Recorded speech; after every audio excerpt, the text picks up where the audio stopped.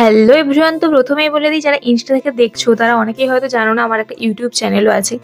তো ইনস্টাতে আমার বায়োর নিচে লিঙ্ক দেওয়া আছে, তোমরা চাইলে সাবস্ক্রাইব করতে পারো যদি আমার লাইফের ব্যাপারে ইন্টারেস্টেড থাকো।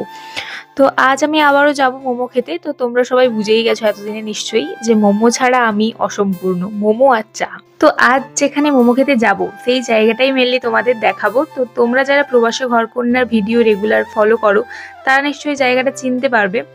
তো প্রবাসী ঘরকন্যা এই চ্যানেলটাকে প্রায় আমি 2 বছরের বেশি হয়ে গেল ফলো করছি। তো ভীষণই ভালো লাগে আমার।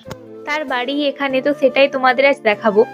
আর আমরা এখানে প্রায় মোমো খেতে আসি, তো আজ ভাবলাম একটু তোমাদের সাথেও ব্যাপারটা শেয়ার করা যাক। এই হচ্ছে দোকানটা, আর এখানে শুধু মোমো নয়, বিভিন্ন ধরনের কম্বোও পাওয়া যায়। তো মেনু কার্ডটা তো তোমাদের দেখিয়ে দিলাম, তোমরা পজ করে একটু দেখে নিতে পারো। আর এই যে টাইপোটা তোমাদের দেখাচ্ছি, এটা আমার ভীষণই ভালো লেগেছিল। এটা অবশ্য সেদিন খাইনি, আগে একদিন খেয়েছিলাম। এখানে কুরকুরে মোমোটা আমার মনে হয় একটু বেশি বিক্রি হয়, তো তোমরা এলে ট্রাই করতে পারো। আমরা খেয়েছি, মোটামুটি ভালোই লেগেছে। এখানে অন্বেষা নিয়েছিল চিকেন তন্দুরি মোমো, আর শর্মিষ্ঠাদি নিয়েছিল কুরকুরে মোমো। তো আমরা অনেকজন মিলেই গেছিলাম যাতে বিভিন্ন রকম ট্রাই করতে পারি।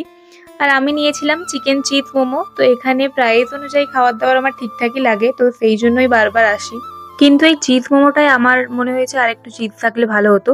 এটাই প্রবাসী ঘরকন্যার বাড়ি, ওই যে তোমাদের জুম করে দেখাচ্ছি, এর অপোজিটেই দোকানটা। এইরকম মিনি ব্লগ যদি দেখতে যাও তাহলে তাড়াতাড়ি আমার চ্যানেলটা সাবস্ক্রাইব করে নাও। তো আজকের ভিডিওটা এই অবধি, দেখা হচ্ছে নেক্সট ব্লগে। সবাই খুব ভালো থেকো। তো আজকের জন্য টাটা।